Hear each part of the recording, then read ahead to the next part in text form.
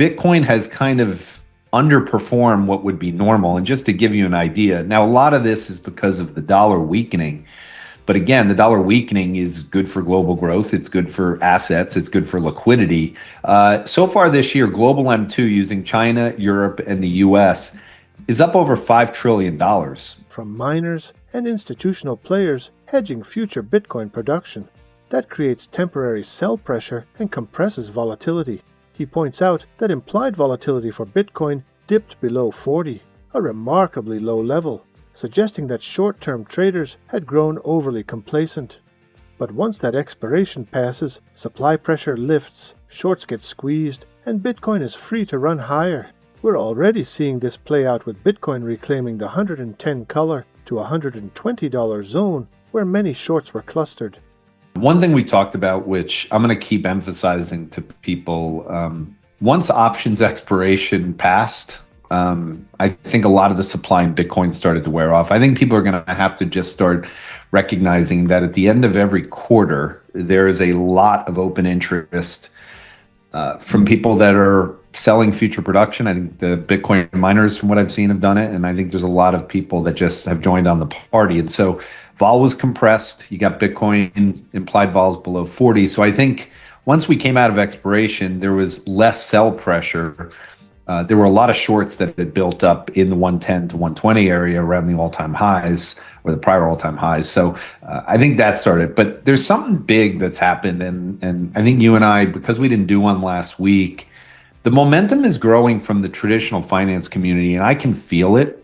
I think Circle was a bigger event and may have been truly, as Tom Lee said this week, the ChatGPT moment for the crypto world, and specifically this situation that Circle made people do research. I think one of the things that I have noticed when I talk to people that I've known for a long time in the hedge fund industry, they haven't put in the time. And you and I have talked about this. Like, if you don't put in the time to understand this, and I was on a call this week with Chris Camillo, and he was saying the same thing about humanoids. It's basically, if you don't put the time in, I don't think you can fully understand what's going on with crypto.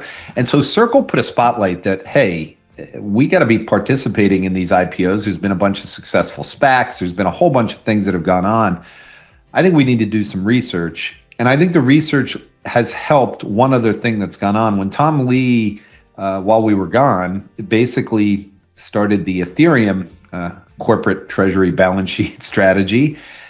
And he explained why this fits into the network effects that I always thought were going to happen from stablecoins. So I think if you take stablecoins, Circle happens, people need to do more research. Then they start realizing, oh, we've got this whole digital oil thing underneath it, and the platforms are going to benefit from the volumes and the transactions, and the network effects lead to Ethereum. And I said to you a couple weeks ago that the technical breakout would be if Ethereum closed 2 weeks above 2,700. Well, now we hit 3,000 today. So I think the altcoin season is starting to enter into people's minds again. So I think it was just a triggering of events that Circle helped a lot as an expiration.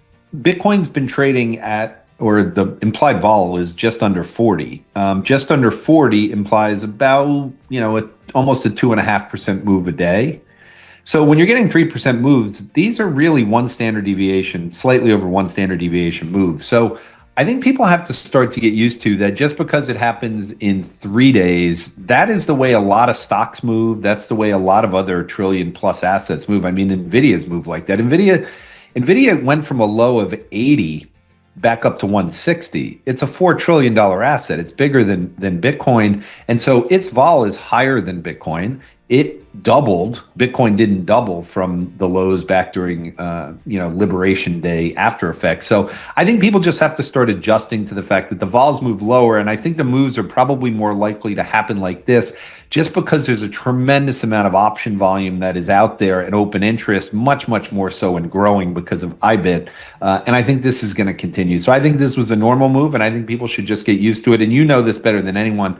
Historically, when Bitcoin range trades like it did last summer before the election, when it breaks out of that range, there tend to be a lot of shorts that have built up, and it just tends to go. So I'm expecting a lot a lot bigger move than what's already happened in July. I think people are going to be surprised at the levels that we hit before the end of this month. He argues that capital will increasingly shift into sectors tied to AI infrastructure, construction, energy, and commodities like copper. Bitcoin in this framework is not just a monetary hedge, it's also part of the AI trade. Why? Because the structural build-out of AI requires enormous amounts of computing power, electricity, and capital allocation. Bitcoin mining operates within this very ecosystem, consuming power, building out infrastructure, and tying itself directly to the growth of AI. Bitcoin has kind of underperformed what would be normal. And just to give you an idea, now a lot of this is because of the dollar weakening. But again, the dollar weakening is good for global growth. It's good for assets. It's good for liquidity. So far this year, global M2 using China, Europe, and the US is up over $5 trillion. In 2020, it was up $11 trillion. So I think there's a lot of pent-up liquidity that people have kind of ignored because the stock market had gone down. I've been, all over my belief this year, and I still believe it. And I'll segue into something that I think is important from the economic side on the back of the PMIs, or on the back of liquidity, which usually leads to alts starting to outperform Bitcoin, which is, I think, what we're starting to enter into. You get this point with global M2 that you should have had Bitcoin up higher already this year. So I think there's, we range trade, we're going to extend this move. I still think there's going to be a very large short covering squeeze this year. If anything were to come out positive out of Washington at this point, when momentum is going, I think it's going to add to it, meaning any kind of positive news on the Clarity Act, anything along those lines. I just think now we're in the phase where you have more traditional finance people looking at it. But remember, the Mag 7 are unchanged for the year. So this transition that I think is going to happen away from software technology winners and into more of the AI trade that is relative to construction, infrastructure, commodities. This fits into the PMI. And this is the other thing that Bitcoin, but in particular, the alts have historically had a high correlation with, is when PMIs around the globe start going higher. That is the surprise that I think is going to happen in the second half of the year. I see signs of it in the equity market that it's starting. I think this is going to be a very, very dramatic momentum shift where people are going to start to realize that Bitcoin is not the Mag 7. It's actually benefiting from not only liquidity, but from global growth.